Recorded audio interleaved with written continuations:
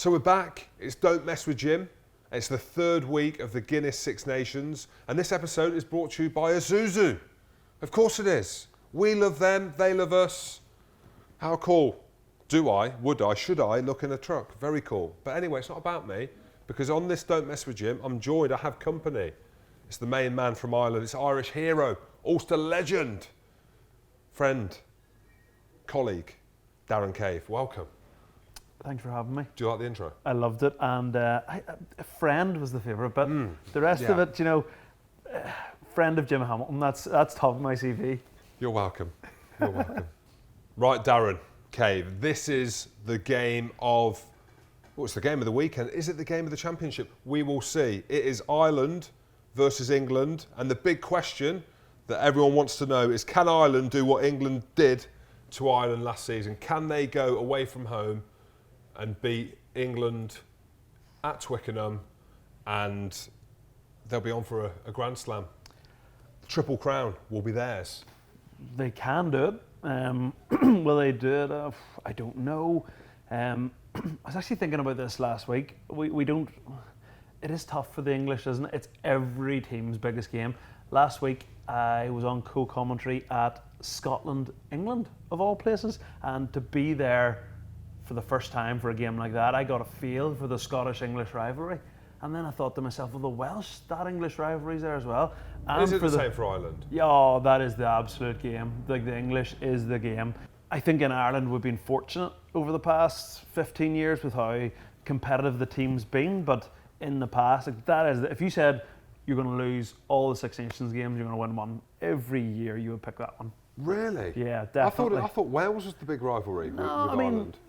Because we're all Celtic brothers. We are. So we kind of dislike each other with rivalry, but when it comes to English, we'll group together. Minorities English, together. Yeah. So England is the absolute game, and yeah, there's a lot. We'll not get political, but there's a lot of history, between England and Ireland. So this is the absolute game. I was actually watching a clip going around on Twitter of, I think it was Ireland winning the Triple Crown in 2006. At Twickenham, Shane Horgan scores a try in the corner, and I was watching it flipping, and I was just thinking, whoa, because that was probably the start of Ireland. I don't think Ireland have been dominant over England over the past, say, 15 years, but I think they've been on the same level. Whereas in the past, you go before that, you think of England's team that won the World Cup, they probably would have handed it to Ireland a wee bit. But since then, it's been, there's been a lot of good games, and the thing that worries me is just the level of physicality that England can bring. I think I said it about Scotland.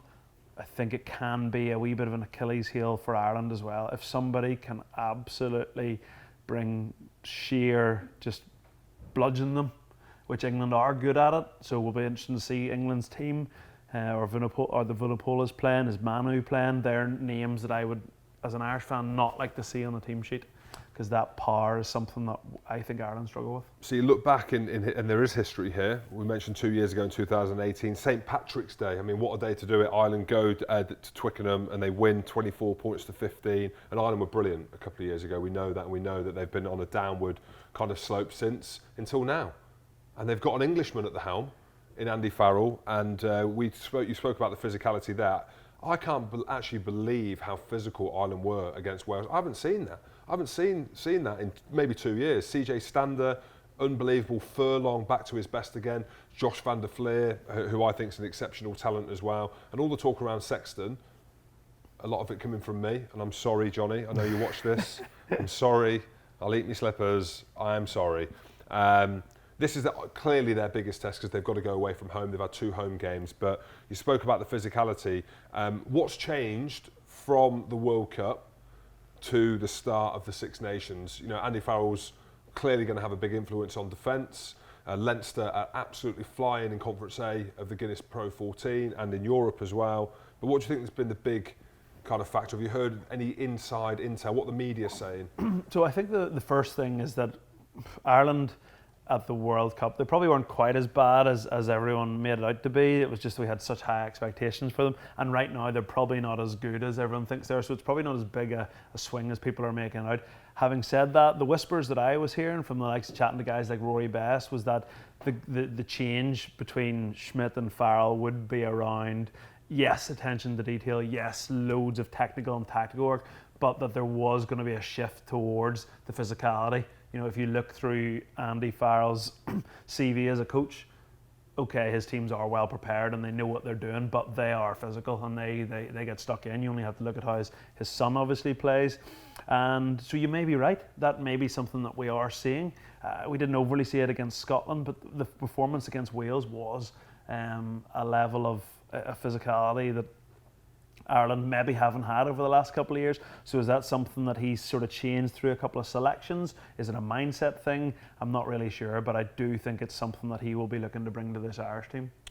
I always do wonder when I see Andy Farrell up against his son Owen Farrell, how that's going to go down. If it was me and my son, that's what I'm trying to, I mean, our household I think would be very different to the Farrells' household, which clearly is all about rugby. I don't know why you're laughing. I'm not saying there's no love in the Farrell household. I'm sure there's a load of love. In fact, I know there is. They're a very tight family. But firstly, I love it.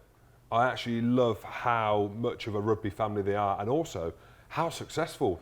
Yeah. Like, you forget how successful Andy Farrell was in rugby league, rugby union. He is a British and Irish Lion. I mean, look at him as a coach now. It's actually ridiculous. You look at his son, captain of England.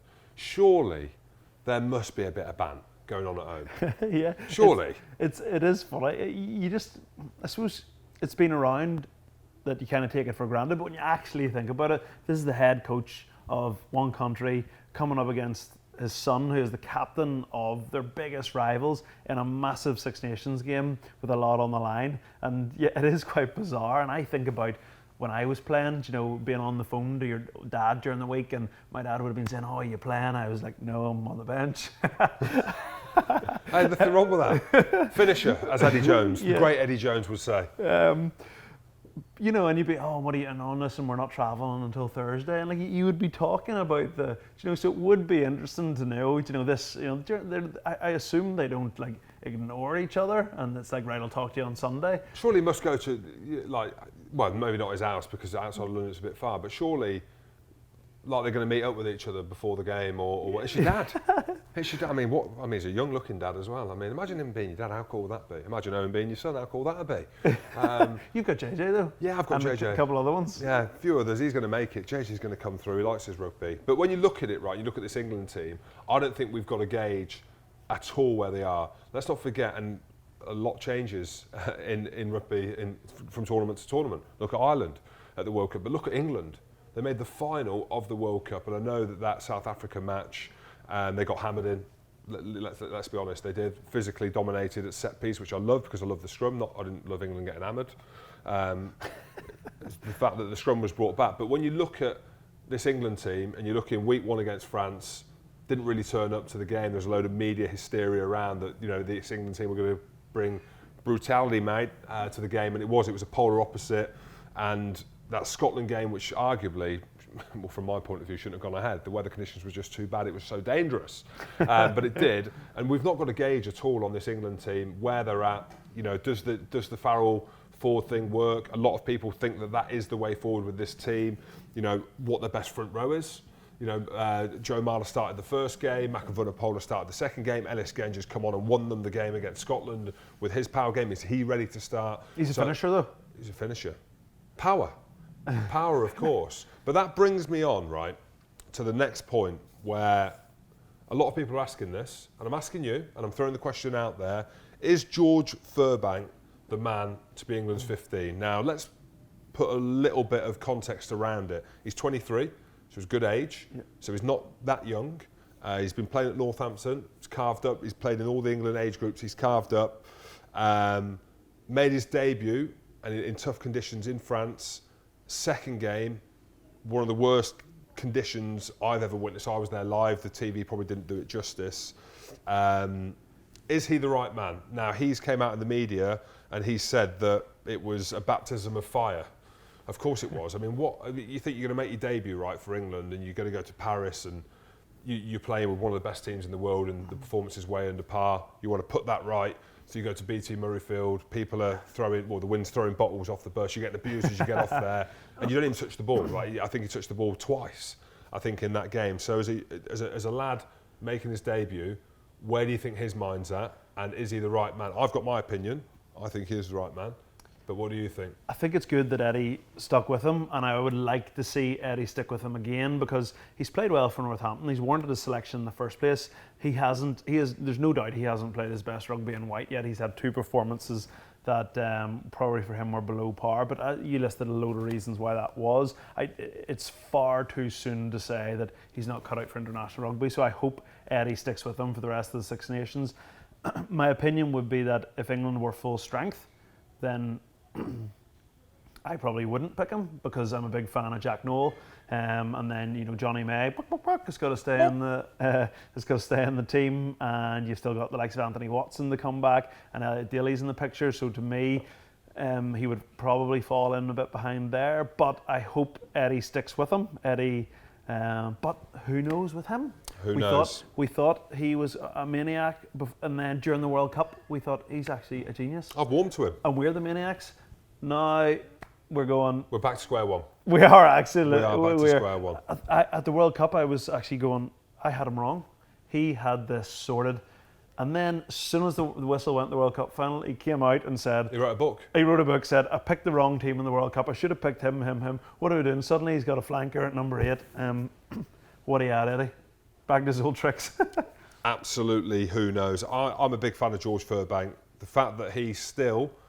I mean, if I played poorly, and I played poorly once, only once, against New Zealand, in Movember, it was a close encounter, it was 46 points to 3, and I did the Movember thing with a moustache, and there was a slow motion clip of me running against Dan Carter like I was in custard.